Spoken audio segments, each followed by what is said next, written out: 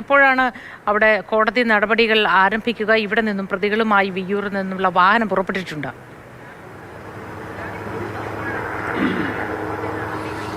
പ്രതികളുമായി വിയ്യൂരിൽ നിന്നും വാഹനം പുറപ്പെട്ടിട്ടുണ്ട്. ഏകദേശം ഒരു 10:30-ക്കുള്ളിൽ തന്നെ എറണാകുളം പ്രിൻസിപ്പൽ സെഷൻസ് കോടതിയിൽ പ്രതികളെ എത്തിക്കും. 11 മണിക്ക് തന്നെ കോടതി നടപടിക്രമങ്ങൾ ആരംഭിക്കും. പൾസർ സുനി, മാർട്ടിൻ ആന്റണി, മണികണ്ഠൻ, വിജീഷ്, പ്രദീപ്, സലീം, ഈ 6 പ്രതികളാണ് കുറ്റക്കാരെന്ന് കോടതി കണ്ടെത്തിയിരിക്കുന്നത്. അവർക്കെതിരെ ചുമത്തിയിരിക്കുന്നത് 10-13ഓളം വകുപ്പുകളാണ്. അതെല്ലാം തന്നെ സ്റ്റാൻഡ് ചെയ്യുന്നു എന്നതാണ് കോടതി ഇപ്പോൾ വ്യക്തമാക്കിയിരിക്കുന്നത്. നമ്മളോടൊപ്പം ബിനിൽ കൂടി ചേരുന്നു. ഇന്ന് സ്വാഭാവികമായിട്ടും കോടതി ചേരുമ്പോൾ ഇവരുടെ ശിക്ഷയിന്മേലുള്ള വാദമായിരിക്കില്ല ആദ്യം നടക്കുക. അതിനുശേഷമല്ലേ അവരുടെ ശിക്ഷാവിധി പ്രഖ്യാപിക്കുക, അല്ലേ? രാഗിനി, ഈ കേസിൽ 8 കുറ്റങ്ങളാണ് പ്രധാനമായും ഈ 6 പ്രതികൾക്കെതിരെ കോടതി മുമ്പാകെ തെളിഞ്ഞിരിക്കുന്നത്. ആ കുറ്റങ്ങളിൽ മേലുള്ള ശിക്ഷയിലുള്ള വാദമായിരിക്കും നടക്കുക. പ്രോസിക്യൂഷനായിരിക്കും ആദ്യം വാദം നടത്തുക. പ്രോസിക്യൂഷൻ ഏറ്റവും കൂടുതൽ ശിക്ഷ, അതായത് പരമാവധി ശിക്ഷയായ ജീവപര്യന്തം, അതായത് ഇതിൽ IPC 376D ആണ് ഏറ്റവും പ്രധാനപ്പെട്ട കുറ്റമായിട്ടുള്ളത്. ആ കുറ്റത്തിന് ഏറ്റവും കുറഞ്ഞ ശിക്ഷ ഇപ്പോൾ 20 വർഷമാണ്. 20 വർഷമോ ജീവപര്യന്തമോ അതിലേതെങ്കിലും ഒന്നായിരിക്കും ഈ പ്രതികൾക്ക് കിട്ടാൻ പോകുന്നത്. 20 വർഷത്തിൽ കുറഞ്ഞൊരു ശിക്ഷ ഈ പ്രതികൾക്ക് ഉണ്ടായിരിക്കില്ല, അത് തീർച്ചയാണ്. അപ്പോൾ 20 വർഷത്തിന് മുകളിലേക്ക് ജീവപര്യന്തത്തിലേക്ക് ആ ശിക്ഷ എത്തിക്കുക എന്നതാണ് പ്രോസിക്യൂഷന്റെ ദൗത്യം. അവർ അതിനുവേണ്ടിയുള്ള വാദമായിരിക്കും കോടതി മുമ്പാകെ നടത്തുക.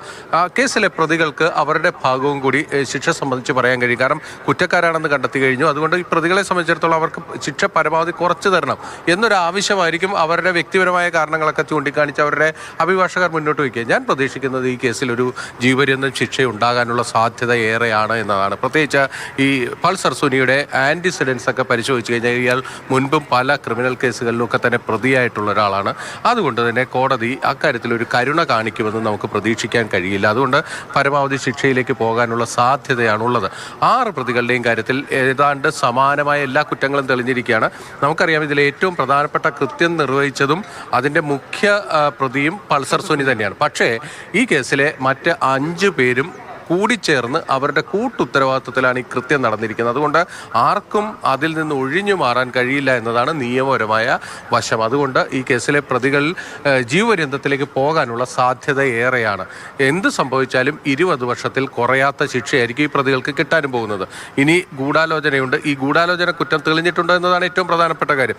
ഇതിൽ 8ാം പ്രതിയായിട്ടുള്ള ദിലീപിനെ കോടതി വെറുതെ വിട്ടുവെങ്കിലും ഗൂഢാലോചന കുറ്റത്തിനാണ് ദിലീപിനെതിരെ ഏറ്റവും പ്രധാനപ്പെട്ട ചാർജ് ഉണ്ടായിരുന്നത്. അതിൽ ദിലീപിനെ വെറുതെ വിട്ടെങ്കിൽ പോലും ഈ കോടതി 1 മുതൽ 6 വരെ പ്രതികളുടെ ഗൂഢാലോചന അത് തെളിഞ്ഞിട്ടുണ്ട് കോടതി മുമ്പാകെ.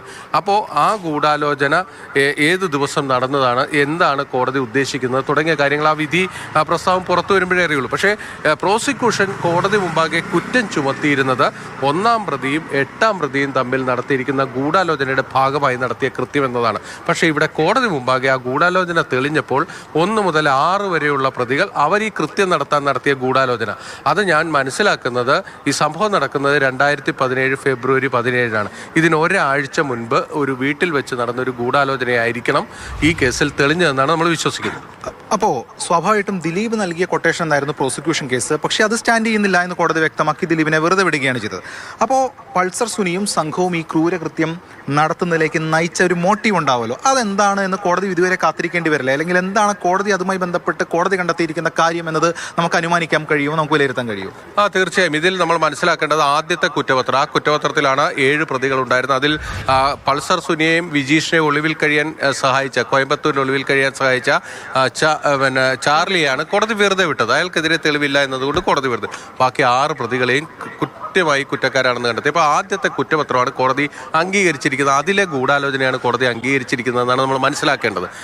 അതിൽ നിന്ന് നമ്മൾ എടുക്കേണ്ട ഒരു കാര്യം വെച്ചാൽ ഈ കേസിൽ 2 തുടരന്വേഷണങ്ങൾ പിന്നീട് നടന്നിരുന്നു. അതിലാണ് ദിലീപ് വരുന്നത്, പിന്നീട് കൂടുതൽ പ്രതികൾ വരുന്നത്. ഈ 2 തുടരന്വേഷണവും കോടതി നിരാകരിച്ചിരിക്കുകയാണ് എന്നതാണ് നമ്മൾ ഇതിൽ നിന്ന് മനസ്സിലാക്കിയെടുക്കേണ്ട കാര്യം. പക്ഷേ അങ്ങനെയാണെങ്കിലും ഈ സുനി എന്തുകൊണ്ട് ഇങ്ങനെ ചെയ്തു എന്നുള്ളതിന് വിധിവരെ കാത്തിരിക്കേണ്ടത് എന്തുകൊണ്ടായിരിക്കും? സുനി നമ്മൾ കാത്തിരിക്കേണ്ടതുണ്ട്. രാഗിനും ബിനിലുമാണ് വിശദാംശങ്ങളുമായി നമുക്കൊപ്പം ചേർന്നത്.